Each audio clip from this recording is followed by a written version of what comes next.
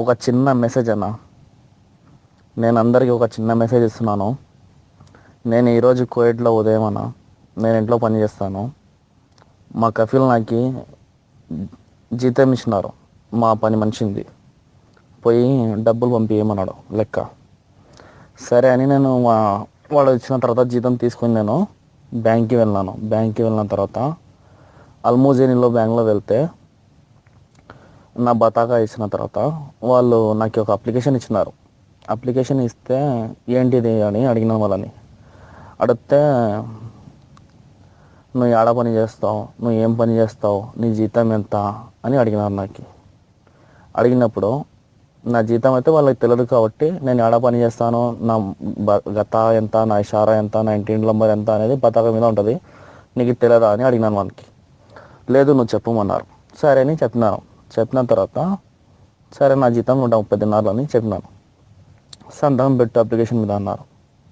ఈ డబ్బు పంపిస్తా అన్నారు. సరే అని అప్లికేషన్ మీద సంతకం పెట్టిన తర్వాత వాడిని అడిగినాను, ఈ అప్లికేషన్లో నాకు ఎందుకు సంతకం పెట్టించుకున్నారు మీరు అంటే, ఈ లేదు కోవిడ్ రూల్ వచ్చింది ఇప్పుడు ఈ నెల 26వ తేదీ అంటే జనవరి 26వ తేదీ నుంచి రూల్ వచ్చిందంట కోవిడ్లో. ఏదో మనము ఇంట్లో చేస్తున్నామా లేకపోతే బయట చేస్తున్నామా అనేదానికి, మన జీతం ఎంత అనేదానికి, మనం ఇంటి నుంచి వచ్చిన తర్వాత కోవిడ్కి వచ్చిన తర్వాత మళ్ళీ మేము కోవిడ్కి నుంచి వెళ్ళేటప్పుడు మనం ఎన్ని నెలలు పని చేసినాం, ఇక్కడ ఎన్ని సంవత్సరాలు చేసినారు, ఎన్ని నెలలు పని చేసినాం, మన జీతం ఎంత, దానికి టాలీ చేసి వాళ్ళు మనం సంపాదించినది ఎంత, నువ్వు పంపించినది ఎంత, నీకు ఇది ఎక్కువ నువ్వు పంపించినావు అనుకో డబ్బులు, మేము ఇప్పుడు సపోజ్ నేను ఒక ఎక్కువ డబ్బులు పంపిస్తే రేపు పొద్దున నేను ఎయిర్పోర్ట్లో వెళ్ళిన తర్వాత ఆ ఎయిర్పోర్ట్లో నాది ఎప్పుడైతే ఇమిగ్రేషన్ చెక్ చేస్తారు కోవిడ్ది, నా కామా చెక్ చేసి నా మీద ఏం కేసులు లేనప్పుడు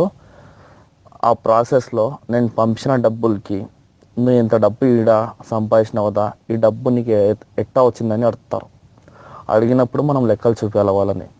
దయచేసి అన్న అందరూ నా ఆంధ్ర వాళ్ళు, నాకన్నా పెద్దోళ్ళు కానీ చిన్నోళ్ళు కానీ, ఒక నేను కానీ ఒక ఆంధ్ర ఓడే కాబట్టి నా అన్న తమ్ముళ్ళకి అందరినీ ఒక చిన్న మెసేజ్ పెడుతున్నాను.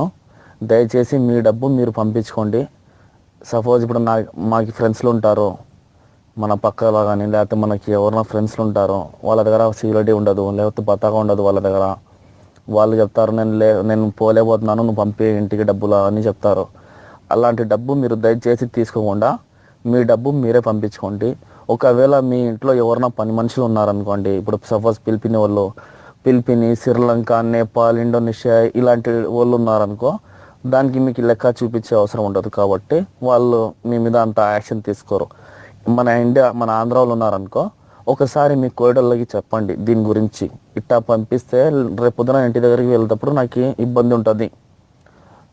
ఒకవేళ నువ్వు పంపిస్తే నువ్వే పంపించుకో డబ్బు, లేకపోతే ఆమెని బతాగా తీసుకొని ఆమెని బండ్లో కూర్చోబెట్టుకొని మీరు ఆమెతో పాటు వెళ్ళి ఆమెతోనే ఇప్పించండి వాళ్ళ డబ్బులు. పని మనుషులు మన ఆంధ్ర వాళ్ళు, మన అక్కలు కానీ, మన చెల్లెలు కానీ, లేకపోతే మన ఇప్పుడు సపోజ్ ఇప్పుడు మన బంధువులు కానీ ఎవరైనా కానీ కొంచెం జాగ్రత్తగా పంపించుకోండి అన్న. రేపు పొద్దున ఏంటంటే మనం సంతోషంగా ఇక్కడ సంపాదించుకొని 4 డబ్బులు వేసుకొని వెళ్ళాలనుకుని వచ్చినాము.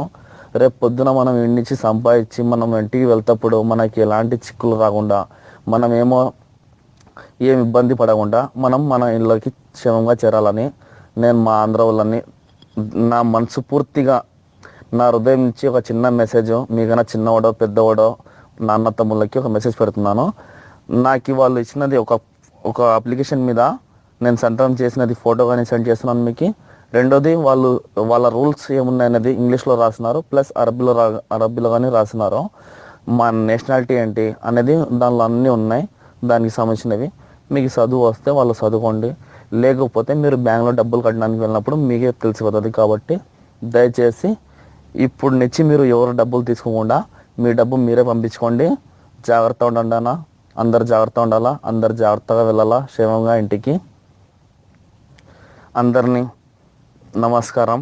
దయచేసి జాగ్రత్తగా ఉండండి. మీకు 2 ఫోటోలు సెండ్ చేస్తున్నాను. ఇంకోటి, ఈ మెసేజ్ అనేది ప్రతి ఒక్క మన ఆంధ్ర వాళ్ళని మన అన్న తమ్ముళ్ళకి, మన అక్క చెల్లెళ్ళకి ప్రతి ఒక్కరిని పంపండి. ఎందుకంటే వాళ్ళకి కానీ తెలియాల. ఎందుకంటే ఇంట్లో ఆడవాళ్ళు ఉంటారు కొందరు, ఏరా నువ్వు డబ్బులు ఇంతకుముందు పంపించినావు ఇప్పుడు ఎందుకు పంపిస్తలేరు అని అడుగుతారు మన అక్క చెల్లెళ్ళు ఎవరైనా కానీ ఇంట్లో ఉన్న వాళ్ళు. వాళ్ళకి తెలియదు కాబట్టి మనం చెప్పాలి, ఇట్టా ఉన్నాయి రూల్లో, మీ డబ్బు నేను నీ డబ్బు చెల్లమ్మ నేను తీసుకుని నేను పంపిస్తే రేపొద్దున నాకు ఇబ్బంది ఉండదు కాబట్టి నీ బతాకం అంటే నువ్వు నాతో పాటు బండ్లో వస్తే నీకు తీసుకుని పోయి నీ బతాక మీద నీ పేరు మీద వేయించేస్తాను డబ్బులు.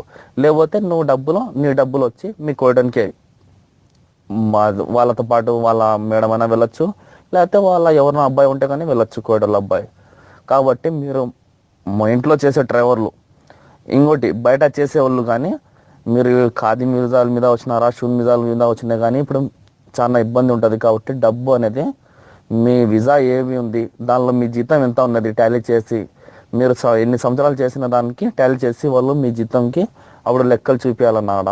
దయచేసి జాగ్రత్తగా పంపించుకోండి డబ్బులు. సరే, మీకు 2 ఫోటోలు కానీ సెండ్ చేస్తున్నాను అందరినీ. ఈ మెసేజ్ అనేది మన ప్రతి ఆంధ్ర వాళ్ళని సెండ్ చేయండి. మన అక్క చెల్లెలు కానీ, మన అన్న తమ్ముళ్ళు కానీ ప్రతి ఒక్కరికి తెలియచేయండి.